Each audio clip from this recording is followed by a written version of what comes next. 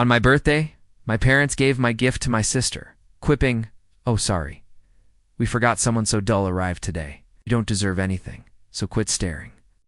My sister smirked, saying, "Finally someone's admitting who truly matters here." My dad chimed in, "Some birthdays just aren't worth the fuss." I said nothing. Later that night, I quietly packed my bags. Weeks went by, as they sang happy birthday to her once more. Their phones lit up with 74 missed calls and a message they never saw coming. "I'm Sarah, and this is the story of how my family showed me where I truly ranked, and how I decided to change that reality. Forever, being the middle kid in the Martinez family meant constantly being overshadowed. My older sister Emma was the perfect child. Straight A's, head cheerleader, homecoming queen, the whole package.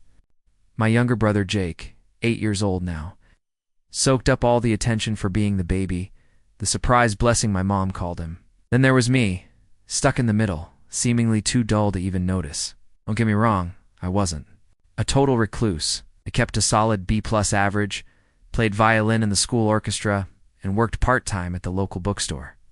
I thought I was doing pretty well, but for my family, pretty well apparently wasn't worth celebrating.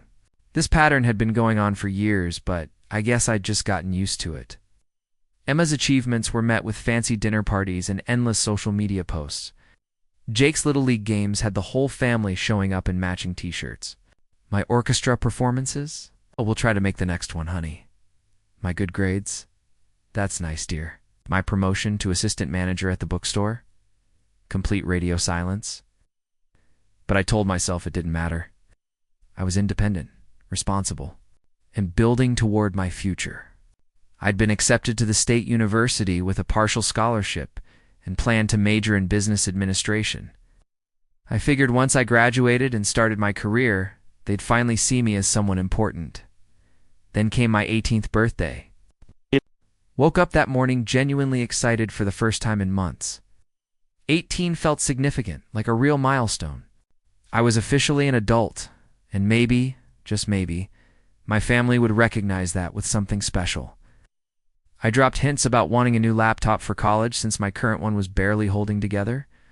When I came downstairs for breakfast, the house felt different. There was an energy in the air, decorations that hadn't been there the night before. My heart actually fluttered with hope. Maybe they hadn't forgotten after all. "Morning, birthday girl," Mom called from the kitchen, and I practically bounced with excitement. "Good morning." "Everything looks amazing," I said, taking in the balloons and streamers. Emma was sitting at the kitchen table, scrolling through her phone with a self-satisfied smirk. "Oh, these aren't for you," she said without looking up. "Acceptance letter to Princeton came yesterday. This is my celebration party." I felt my stomach drop, but I tried to recover quickly. That's great, Emma. Congratulations." "But it's also my birthday, so maybe we could celebrate both." Dad walked in carrying a beautifully wrapped box, exactly the size and shape I'd been hoping for a laptop box. My heart started beating faster despite the Princeton news. "Happy birthday, sweetheart," he said.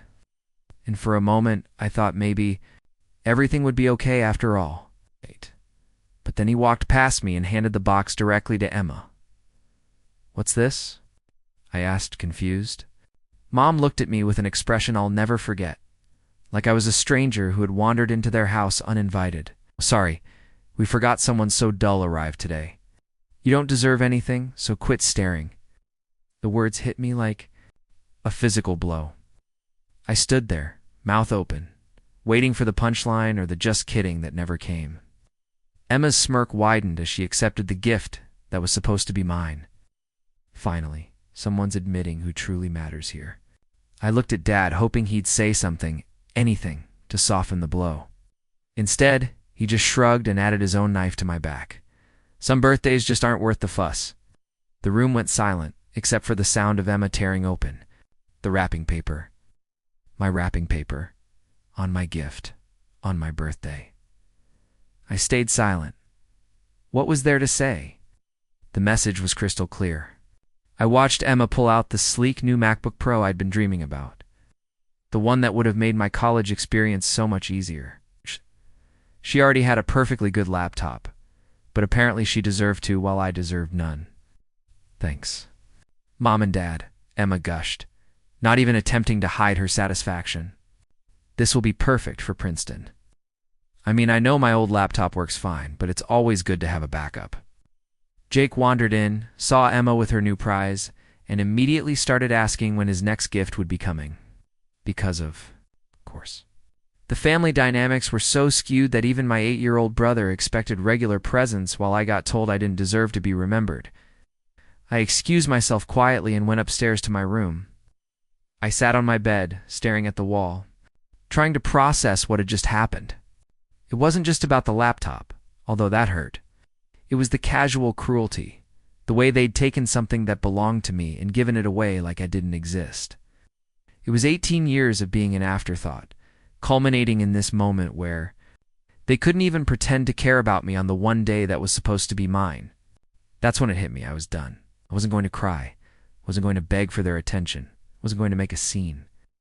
I was just done being part of a family that saw me as invisible. That night, while everyone was downstairs watching Emma's favorite movie as part of her Princeton celebration, I quietly packed my bags. Not everything. I didn't want them to notice until I was ready, just the essentials. Clothes, important documents, my small savings account information, my acceptance letter to State University. I'd been working at the bookstore for 2 years. In between that and careful budgeting of my graduation gifts and a small inheritance from my grandmother, I'd saved up enough money for a security deposit and first few months of rent. It wasn't enough for a full ride through college, but it was enough to get started with my scholarship covering most of the tuition. I'd figure out the rest as I went. Mrs. Chen, my boss at the bookstore, had mentioned several times that her daughter had moved out and she was looking for a reliable tenant for her garage apartment. It wasn't much, but it was furnished and affordable, and Mrs. Chen had always been kind to me. I called her that afternoon and asked if the offer was still open. She said yes immediately and told me I could move in whenever I was ready. I wrote a note not explaining myself because what was the point? Letting them know I was leaving and that they shouldn't worry about me. I left it on my pillow and walked out of the house at 2 a.m. with 2 suitcases and my guitar case. Mrs. Chen was waiting for me with hot chocolate and the keys to my new place. She didn't ask questions, just helped me get settled and told me to call if I needed anything. The garage apartment was small, but perfect. 1 room with a kitchenette, a tiny bathroom, and a loft area where I could sleep. It had a separate entrance and felt like my own little sanctuary. For the first time in years, I was somewhere I felt genuinely wanted. I called in sick to work the next day and spent it setting up my new life. I opened my own bank account, got my mail forwarded, and started the process of establishing myself as an independent adult. My family didn't even notice I was gone for 3 days. When they finally figured it out, I got exactly 1 text from Mom. "Where are you? You can't just disappear like this." Didn't respond. Over the next 18 months, I threw myself into work. In college, Mrs. Chen gave me more hours at the bookstore, and I started tutoring kids in math and English on weekends. I was busier than I'd ever been, but I was also happier. Every dollar I earned was mine. Every decision I made was mine. Every accomplishment belonged to me alone. I enrolled in a few extra credit courses to get ahead on my degree requirements. I joined study groups, made new friends, and started dating a sweet guy named Michael from my economics class. For the first time in my life, I was surrounded by people who valued my opinions and enjoyed my company. My family made a few half-hearted attempts to contact me in those first weeks. Dad called once to ask if I was done with this tantrum. Emma texted to ask if I could cover her car payments, and she was temporarily short on cash. Ake sent me a message asking where I'd hidden his Pokemon cards. Not one of them asked how I was doing or if I needed anything. I ignored them all. About a month after I left, I made a decision that would change everything. I started a blog. It wasn't supposed to be anything big, just a place to document my journey of starting over. I called it Invisible No More and wrote about my experiences as the forgotten middle child, my decision to leave, and my process of building an independent life. I wrote about the challenges of navigating college financial aid without parental support. I shared tips for other young people who were considering going out on their own. I posted about my small victories, making Dean's List, getting promoted to manager at the bookstore, finding genuine friendships. Somehow, the blog started gaining traction. Other people who felt invisible in their families began sharing their stories in the comments. My posts were getting shared on social media. Within 18 months, I had thousands of followers. That's when the media attention started. A local newspaper picked up my story first, then a regional magazine. Then a national parenting blog reached out asking for an interview about family dynamics and the impact of favoritism on children. I was hesitant at first. I'd never intended for this to become a public thing, but the more I thought about it, the more I realized that staying quiet hadn't protected me before. Maybe speaking up could help other people in similar situations. The parenting blog interview went viral. Suddenly, I was getting interview requests from major publications. Bah! A podcast reached out. A literary agent contacted me about turning my story into a book. Through it all, I maintained my boundaries with my family. They started reaching out more frequently as my public profile grew, but their messages remained self-centered. Mom wanted to know if I was embarrassing the family. With my stories, Dad demanded I stop airing dirty laundry in public. Emma was furious that people online were calling her spoiled and entitled. I ignored them all. The book deal came through nearly 2 years after I'd left home. It wasn't huge money, but it was enough to help secure my financial stability through college. I was going to be a published author before my 19th birthday. As my public platform grew, I used it responsibly. I partnered with organizations that supported young people aging out of foster care and those experiencing family rejection. I started a scholarship fund for students from dysfunctional families who were pursuing education independently. Was fuller and more meaningful than it had ever been when I was trying to earn my family's approval. The success wasn't just professional either. I was finally learning what healthy relationships looked like. Michael and I had been dating for 4 months, and he treated me with a respect and consideration I'd never experienced before. When I told him about my family situation, he didn't try to fix it or tell me I should forgive them. He just listened, validated my feelings, and supported my choices. You know what I love about you? He said one evening as we were studying together in the campus library, "You never apologize for taking up space. You just exist confidently." It's refreshing. I almost laughed. If only he'd known the girl I used to be, constantly shrinking herself, apologizing for having opinions, grateful for scraps of attention. But that girl was gone, and I was glad for it. My friend group was expanding too. There was Jessica, my study partner in advanced marketing, who came from a similar family dynamic and understood the freedom that came with cutting toxic ties. There was David, a guy in my literature class who'd grown up in foster care and had built his entire life from scratch at 17. And there was Maria, my coworker at the bookstore who'd become like an older sister to me, always checking in and offering advice without judgment. These people saw me for who I actually was, not who they needed me to be or who they expected me to be. They celebrated my successes without jealousy, supported me through challenges without conditions, and never once made me feel like I was asking for too much by simply existing.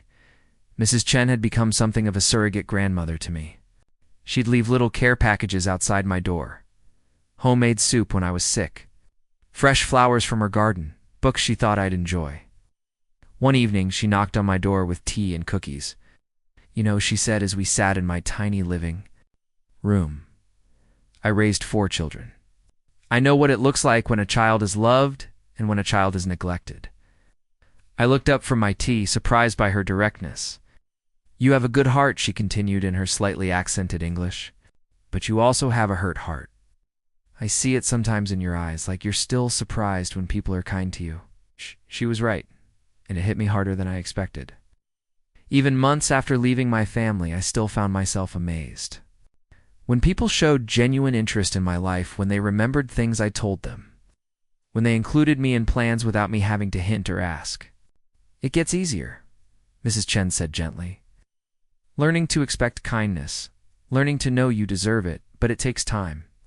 Around the same time, something interesting started happening with my blog. I began getting messages from parents who'd read my story and were taking a hard look at their own family dynamics. Some were horrified to recognize themselves in my descriptions and were asking for advice on how to repair relationships with their overlooked children. One message particularly stuck with me. It was from a mother in Ohio named Patricia. Read your blog, and I see my own family in your words. I have 3 kids. I've realized I've been giving all my attention to my oldest son's sports achievements and my youngest daughter's academic success, while my middle child just exists. She's a good kid, responsible and kind, but I realize I've been taking that for granted while celebrating the others. She's only 14, so maybe it's not too late. What would you want your parents to have done differently? I spent hours crafting my response, thinking about what might have changed my trajectory if my parents had recognized the problem earlier. I wrote about the importance of individual attention, of celebrating different types of achievements, of making sure each child feels seen and valued for who they are rather than what they accomplish. The message exchange with Patricia continued for weeks, and eventually she sent me updates about how things were improving with her daughter.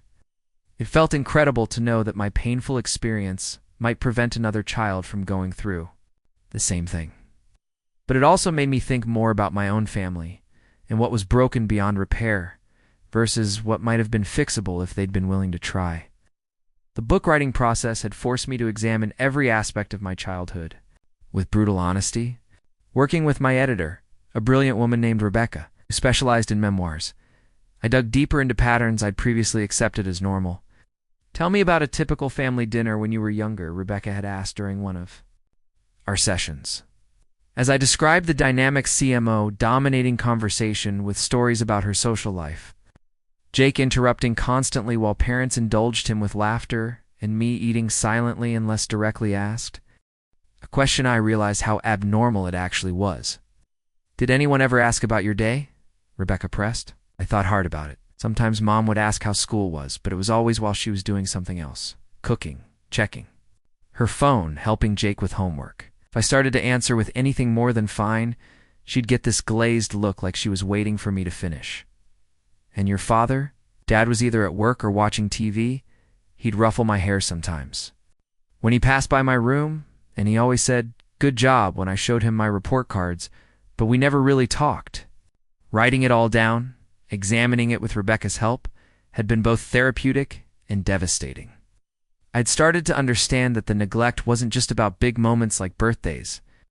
It was woven into every day, every interaction, every family memory.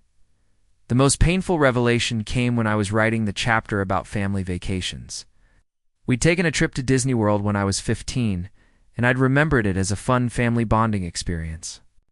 But as I wrote about it, details I'd forgotten started coming back. Emma had been allowed to bring her best friend, Chelsea, so she had a companion for all the teen activities. Jake at 7 had needed constant attention and had tantrums that required both parents to manage. I had spent most of the vacation walking alone behind the group, taking pictures of them having fun together, carrying everyone's bags and souvenirs. At one point, we'd gotten separated in the crowd at Magic Kingdom. When we reunited an hour later, no one had noticed I was missing except the cast member who'd helped me find them. Mom's first words weren't, "Are you okay?" Or "We were so worried." They were, "Where were you? We were about to go on Space Mountain." Even our family photos from that trip told the story. In every single picture, Emma and her friend were posed together in the center. Jake was being held or positioned prominently, and I was either cut off at the edge of the frame or standing slightly behind everyone else, barely visible. Jake would have been about 5 then, which explained why he needed so much attention. During the trip, I'd looked at those photos hundreds of times over the years and never noticed the visual representation of my place in the family hierarchy. It was like a metaphor I'd been too close to see. Working through these memories with Rebecca had been emotionally exhausting, but it had also been liberating. Each session helped me understand that the problem had never been me. I hadn't been too boring, or too demanding, or too anything. I'd simply been born into a family that was already full with no room for who I actually was. Meanwhile, my public speaking opportunities were increasing. I'd done a TEDx talk at a local university about finding your voice when no one's listening, and it had gotten significant attention online. I was being invited to speak at high schools, conferences, and family therapy organizations. The most meaningful speaking engagement was at a residential facility for teenagers who'd aged out of foster care. These kids had experienced rejection and abandonment on a scale that made my own story seem minor by comparison. But they connected with my message about building your own worth and creating a chosen family. After my talk, a 17-year-old girl named Aisha came up to me with tears in her eyes. "I've been in 12 different homes since I was 8, she said. "I kept thinking something was wrong with me, that I wasn't good enough for anyone to keep. But listening to you, maybe the problem isn't me. Maybe some people just aren't capable of loving the way I need to be loved." I hugged her and gave her my contact information, telling her she could reach out at any time. We exchanged messages regularly. I watched her graduate high school, start community college, and begin to build a life for herself with the same determination I'd found. These connections with other survivors, with people who understood the journey of rebuilding yourself from scratch, became an unexpected source of healing. Every person who reached out to share their story, every parent who made changes because of something I'd written, every young person who found the courage to leave a toxic situation because they'd seen it was possible, it all added meaning to what I'd been through. But perhaps the most significant development was what happened with my extended family. About 4 months after I'd left home, I got a call from my cousin Rachel, my dad's niece, who lived across the country. We'd never been particularly close. She was 5 years older, and we'd only seen each other at family reunions, but she'd somehow gotten my new phone number. "Sarah," she said without preamble, "I need to ask you something, and I want you to be completely honest with me. Is what I'm hearing about your family situation true?" Apparently, word of my departure and the circumstances around it had spread. Through the extended family network, Rachel had been getting conflicting stories. My parents claimed I'd had some kind of breakdown and run away impulsively, while other relatives were sharing fragments of the truth. I told Rachel everything, from the birthday incident to my decision to leave to my new life. She listened without interruption, asking occasional clarifying questions. "Jesus, Sarah," she said when I finished, "I had no idea it was that bad.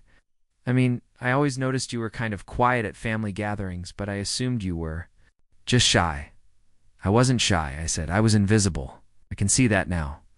God, I feel terrible for not noticing, for not saying anything."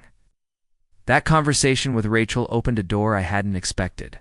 Within weeks, I heard from Aunt Linda, my mom's sister, who asked if she could take me out for coffee, and my dad's brother, Uncle Mark, reached out, saying he'd always thought I was a bright kid, and he'd love to hear about what I was up to.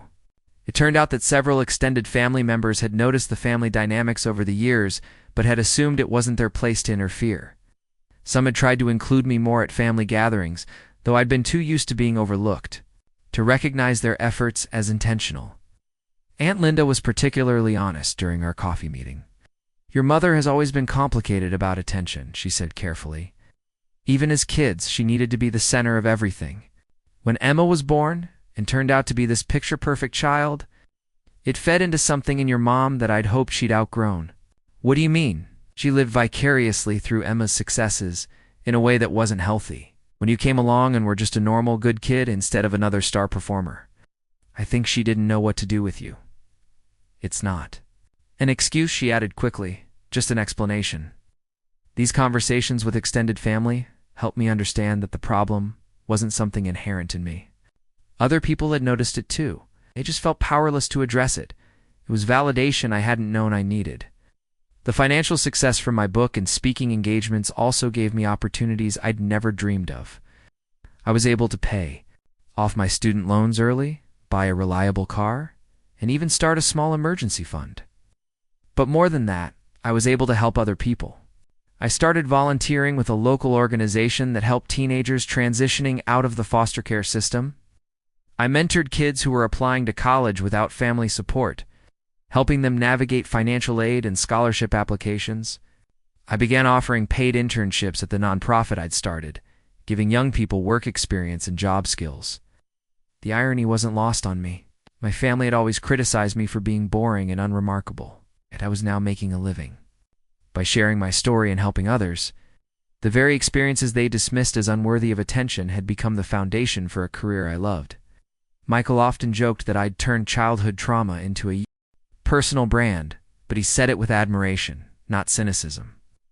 He understood that speaking publicly about difficult experiences wasn't exploitation, it was transformation. One particularly meaningful moment came during a workshop I was facilitating. For teens aging out of foster care, a 16-year-old girl named Carmen raised her hand and asked, "How do you know when you're ready to cut ties with people who hurt you?" The question hit me deeply because I remembered asking myself the same thing during those lonely nights in my tiny apartment, wondering if I was being too dramatic or unforgiving.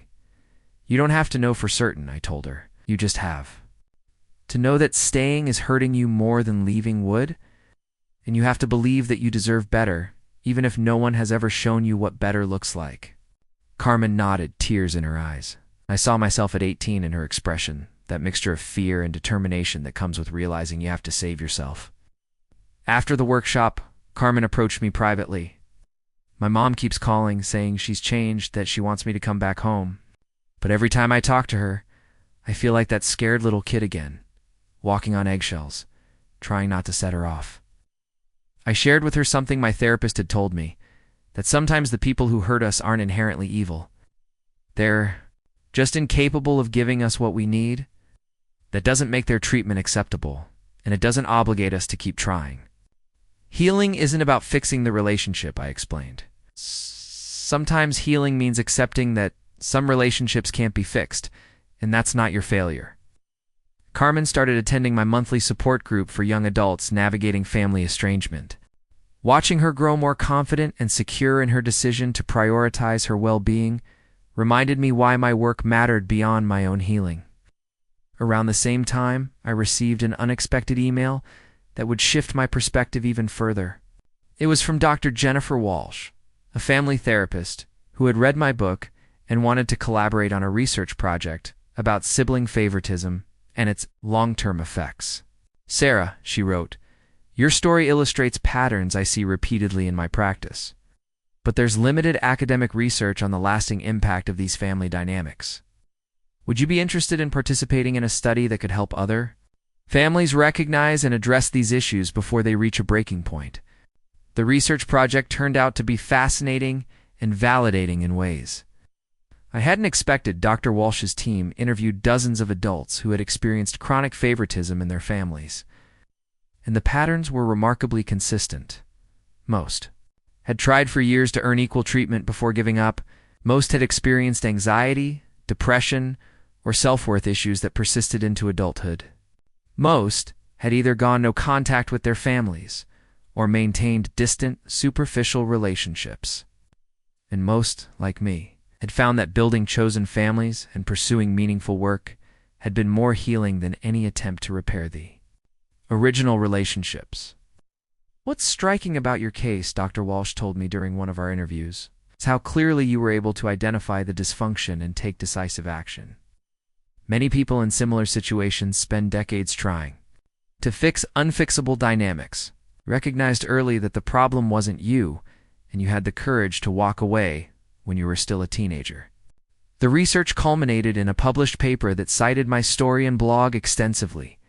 Seeing my experiences contribute to academic understanding felt like another form of validation. Proof that what I'd been through wasn't just personal drama, but part of a documented pattern that affected countless families. By the time winter arrived, I was settled into a rhythm that felt sustainable and fulfilling. My college grades were excellent, my relationship was healthy and supportive, my work was meaningful, and my living situation was stable and comfortable. I had built a life that was entirely my own. The most unexpected development, though, was how my relationship with myself had evolved. The girl who had once apologized for taking up space, who had shrunk herself to avoid conflict, who had accepted crumbs of attention as sufficient, she was completely gone. In her place was someone who knew her worth, who set boundaries without guilt, who asked for what she needed without shame. It wasn't just confidence I gained. It was a fundamental shift in how I moved through the world.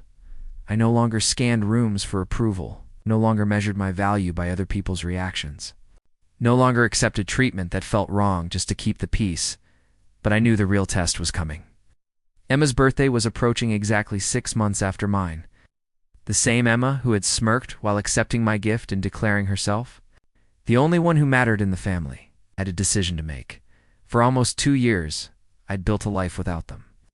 I was successful, happy, and surrounded by people who valued me. Could have kept ignoring them forever.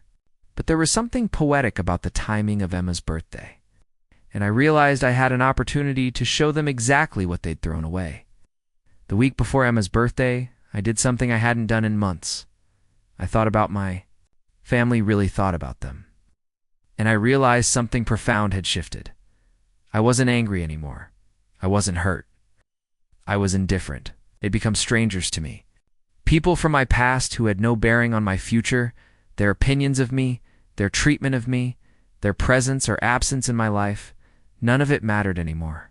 But there was still a part of me that wanted them to understand the magnitude of what they'd lost, so I made a plan.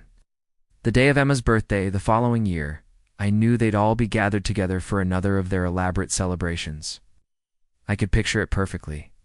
The decorations, the expensive gifts, the social media posts about their perfect family. I waited until evening when I knew they'd be in full celebration mode. Then I sent a single message to the family group chat I'd been ignoring for nearly 2 years. "Happy birthday, Emma. I hope you enjoy the celebration. Wanted to let you all know that my book comes out next month. The local news wants me for an interview next week, and I've been featured in several regional publications about young entrepreneurs. I've also been offered an academic scholarship to continue my degree. While working on my second book, I wanted to thank you all, because none of this would have been possible if you hadn't shown me so clearly that I needed to build my own life. Sometimes the best gift is realizing you don't need gifts from people who don't value you. Take care." I hit send and turned off my phone. I didn't expect a response, and I didn't need one. The message wasn't really for them, it was for me. A final closing of a chapter that had been weighing on me for too long. But an hour later, when I turned my phone back on to call Michael, found something I hadn't expected. 47 missed calls, 8 from Mom, 12 from Dad, 15 from Emma. 6 from various aunts and uncles. 6 from family friends, and a string of text messages that ranged from frantic to furious to pleading. "Mom, Sarah, please call me back. We need to talk. Dad, this has gone too far. You're part of this family whether you like it or not. Emma, you're making us look terrible. People are calling me selfish online. This isn't fair." Dozens more. All variations on the same theme. How dare I succeed without them? How dare I make them look bad? How dare I be happy? The one that struck me most was from my Aunt Linda, my mother's sister. "Sarah, I had no idea things were this bad. Your mother is crying and saying she doesn't know how to fix this. I'm proud of what you've accomplished, sweetheart. You always were the strongest one in that family." That's when I realized the power of what I'd done. It wasn't revenge in the traditional sense. I hadn't tried to hurt them or destroy anything they cared about. I'd simply succeeded, loudly enough that they could no longer ignore me. And in doing so, I'd forced them to confront what they'd lost. I didn't call them back that night, or the next day, or the day after that. But a week later, when I was packing for my trip for the local news interview, there was a knock on my door. I looked through the peephole and saw my mother standing on my doorstep alone, holding a wrapped gift. I almost didn't open the door, but curiosity got the better of me. "Hi, Mom." "Hi, sweetheart." She looked older than I remembered, more fragile. "Can I come in?" I stepped aside and let her into my little apartment. She looked around, taking in the space I'd made for myself. "It's lovely," she said quietly. "It feels like you. What do you want, Mom?" She held out the wrapped gift. "It's your birthday present. It's the one you should have gotten 6 months ago." I stared at the box but didn't take it. "I don't need anything from you anymore. I know." Her voice was barely above a whisper. "I know. You don't need us. That's what makes this so hard." We stood there in silence for a long moment. "I read your blog," she finally said. "All of it. And I read the interviews and I realized... God, Sarah, I realize what we did to you. What I did to you, and I don't know how to fix it. I don't know if I can fix it, but I wanted you to know that I see you now. I see what an incredible person you've become, and I see that it happened despite us, not because of us. Something cracked open in my chest, but I kept my voice steady. It's a little late for that, don't you think? Yes, she said simply. It is, but I couldn't let another day pass without telling you how proud I am of you. How sorry I am, how much I love you, even though I did such a terrible job of showing it. The gift was still in her hands, and I found myself curious despite everything. What is it? The laptop we should have given you. I know you don't need it now, but ... double quotes. She trailed off.